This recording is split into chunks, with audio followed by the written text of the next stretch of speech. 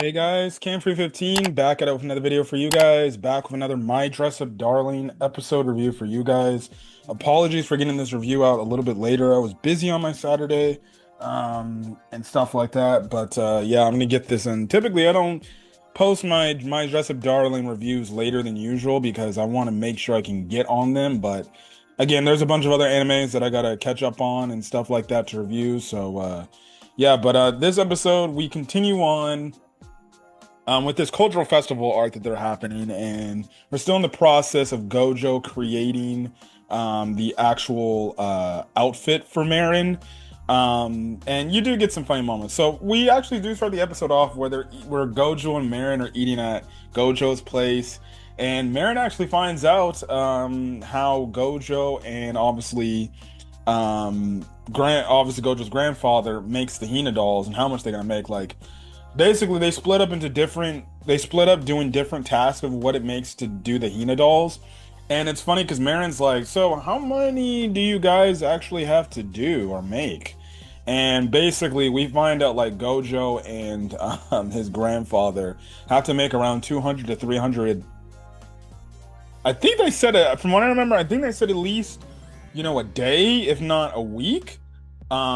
Which that's a crazy amount of money, or crazy amount of Hina dolls that they have to create in one setting, for a week around that time frame.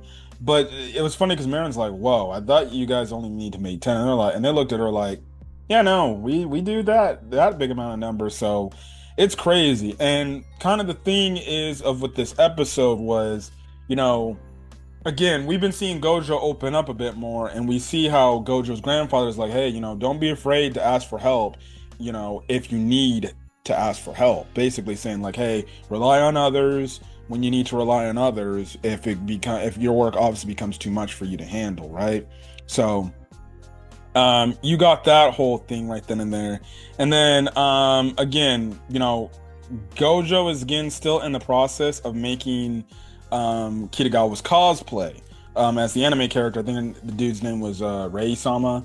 And it's funny because Kitagawa says like, "Hey Gojo, I made you a bento box." Now Gojo already knows like she can't cook to save her life. She can't cook to save her life. And he's thinking of like the time she's cooked for him before, and it just didn't go well. Now, they did show like the mashed up like omelet rice type of thing that she made for him in season one when he went over to her house, if you remember, right? And he's thinking about that. Now, personally, he said that was good, right? But it was still messed up, and he's just like, oh no, I'm gonna expect the worst, right? But then she just pulls out like this rice ball type of thing, right? And he's like, oh my goodness, it's great. And he eats it and he loves it. And then Marin Kitagawa, and only Marin Kitagawa way, bro, just absolutely loses it, bro. Like, I could not, like, dude, I think we may even saw a manga panel. She got so hyped over Gojo liking this food and saying, like, the food, he loved this food that she gave him. And she legitimately is like, oh my God, the boy that I love, it loves what I feed him. And you see it over like the next few days, like she legitimately brings the same thing and she's still going crazy. I'm still waiting for Kitagawa to finally confess to him and just be like, bro, I'm in love with you. I love you. And especially in the way she's like, I love you. Um, so that's the whole thing right then and there. But that kind of transitions into a scene where Kitagawa and her friends are just hanging out while Gojo's just making the costume, and they're just talking about the anime and stuff like that. Because we also find out like they actually have to shorten what they gonna do on the stage for the cosplay event, or the dressing up event, right? They're only like allowed it like 1 minute to charm the audience, which means that's not a lot of time. The only reason why they did 1 minute is because apparently, I guess, this thing is, very big amongst the schools, so there was a lot of sign-ups. So then they got 1 minute to charm the audience. So they're thinking of what they can do for Kitagawa to charm the audience, and they're just thinking of the anime and everything. Now Gojo's overhearing this, and then he's like, I see. And then one of Kitagawa's friends like, oh, so you understand, Gojo-kun? And Gojo's like, well, I guess I do. I can't get it from your guys' perspective because obviously it's a girl character, but I guess I can understand. And then you just have the funniest scene yet, bro. You know where Kitagawa starts acting all manly and stuff like that, calling Gojo, "What are you gonna do, my princess?" and stuff like that. And Gojo's like, "What?" And then Noah, she gets a light bulb, and then she basically acts as the cutesy ditzy type of like little sister type of person, and they're just like sandwiching pause Gojo, right? And they're just like, and Gojo's just like, what the hell, bro? I got these two chicks right up in my face. I found that scene absolutely hilarious. Again, it just goes to show you how far Gojo has come in the series, bro. Like, legitimately, Kitagawa's friends are legitimately cool with Gojo, and Gojo's actually having legitimate conversations about them, even if it is about an anime or everything, but he's still having conversations with Kitagawa's friends. And obviously, the fact that her friends, are starting to talk with him, it's only growing his friend circle, right? And it was pretty cool, right? To see.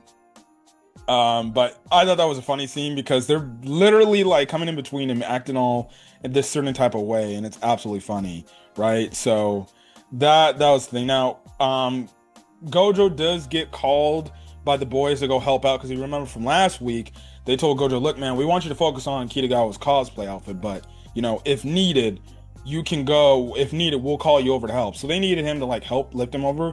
Kitagawa was kind of on her own too, and the girls had to leave too. And she looks at the costume. Gojo gets back, and then she's like, "Hey, I hope you're doing well. I hope everything was situated. I'm gonna go. I'll catch you later. Oh, and I'm sorry. I didn't mean to do it, right?" And then Gojo looks at the thing, and he's like, "Ah, she tried to do it herself." And we saw that Kitagawa tried to work on the cosplay thing herself. So maybe that's also a growth thing for Kitagawa.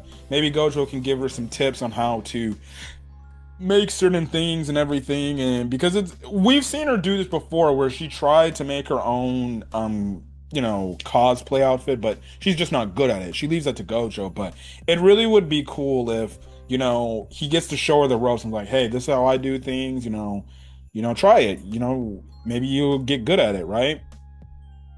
But I thought that was also a cute moment. And Gojo wasn't upset. He was just like, she actually tried to help me out there, and she felt happy about it, right? So that's kind of the thing. Now hold on a quick second, right? Okay, sorry for that. So we actually see how they get Kitagawa kind of a chest, I want to say chest enhancement, but a thing to basically, flatten her chest. So obviously she morally identifies as a guy character, right?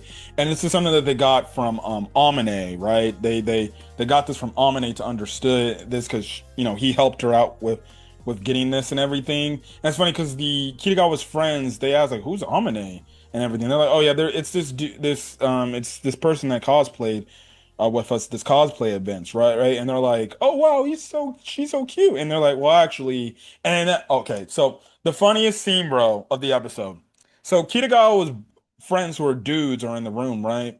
And one of the friends is like, "Oh my goodness, this girl looks hot." She's like, "Can I get her name? Can I get her digits and everything and her name and everything?" They're like, "Oh yeah, this is Amine, right?" And actually, that's a guy. This man was so down bad for a girl cosplayer that when they told him that this was a dude, my man's heart legitimately broke. And he's like, "Huh?" And then he legitimately is like, "You're telling me that's a guy?" And they're like, "Yeah." And he's like, "What the fuck?" I'm guessing this dude wants a girlfriend, right? This man was so bummed out that it was a freaking dude, not a girl. I'm just like, my man, he needs some help, bro. He needs some help. He needs a girl, bro. I was the way the voice actor in Japanese in the subversion did it was absolutely hilarious. He absolutely had this crazy reaction. He was like, "Damn it!" and he just said, he's like, "Damn it, damn it." So that's kind of thing. But again, as I was saying, it was funny, and also too, Kitagawa's friends did react when she had that kind of, I wouldn't say push up bra, but the thing that kind of makes her chest flat. They're like, you don't look right, Kitagawa, because clearly they know, like, no, Kitagawa, she got them things, right? Um, so there's that, right? But it comes to the situation where the cosplay is done. She puts it on. She looks good in it. It's just she's not getting the mannerisms down correctly, right? The mannerisms of being more manly and stuff like that. So that's when Gojo remembered what his dad, or not his dad, his grandfather said about relying on others for help. And he goes to the same dude that was complaining about Amane being a dude, right? And he's like, "Hey man, can you actually help Kitagawa kind of have a more manly, like, you know, attitude in terms of this character that she's obviously portraying?" And he's like, "Yeah, sure, I can do that." And then we also get introduced to another guy that saw Kitagawa's cosplay, and he wanted to take a picture of Kitagawa because her sister is kind of into that series. And then the funny part before we got the end of the episode, there was he would look like he was going to take a picture of the entire whole thing, even her face, but he only took a picture of basically the body area. And then Kitagawa was like, "Are you serious? Did you just take a picture of just of the body part, not my face or anything?" And he's like, well, sorry, I just wanted to get a picture of that part." And Giga was like, "Are you serious?" And then that's obviously where the episode ended off. But another great episode. Again, I think it's definitely cool to see how Gojo is interacting and with other people, mostly people that Kitagawa knows, because he's starting to grow a friendship with them. And at the same time, he's also growing out of his shell from being as less of a keep tight to himself person that's not confident. But you see throughout the course so far of this season, he's actually started to get more comfortable, and he's actually started to be more vocal with people. Yeah, he still has those, mannerisms where he still comes across as shy and everything, and, unsure of what he should say, because he's just not a he's just socially awkward, right? But you see him actually starting to gravitate due to the influence of Kitagawa. And because of it, it's making him make more friends, making friends with Noah and the other girls in her group. And on top of it, he's making friends with these other guy groups. And more importantly, because he's going to do the cosplay, and I would envision that Kitagawa is going to do great and the class may win. It's only going to give Gojo even more friends, where people are going to be like, "Hey man, if I want to like maybe do something for a Halloween costume, do you think you can make that for me? You're great, man."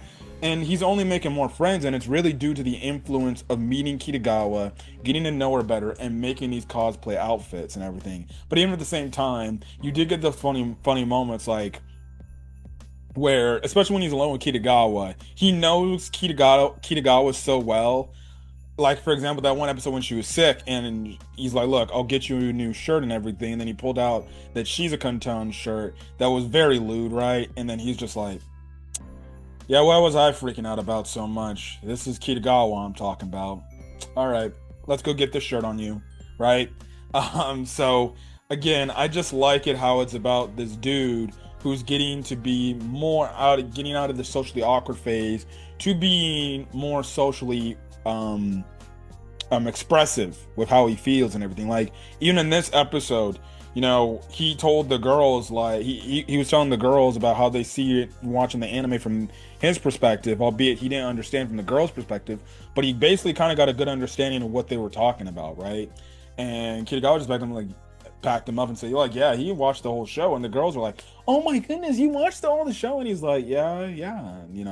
So it's really cool to see. But that's basically all I gotta say. Another great episode of My Dress Up Darling. I continue to love this show, to the max, and I still believe we're getting a full adaptation with how popular this show is. But I wonder if next week will be the showcase of Kitagawa's cosplay outfit, because they were doing a counter to how many days was before the festival, and the last time when I remember was 4 days, so they still got enough time, right? So there'll probably be some touch-ups and things like that. They still got to get Kitagawa's wig to play the dude, right? To have the wig and everything. So yeah, but anyways, I'm gonna get out of here, guys. If you guys like the video, leave a like, put in the comment section your thoughts, hit that subscribe button if you want to get more My Dress Up Darling content or any other anime are video game content I upload to the channel.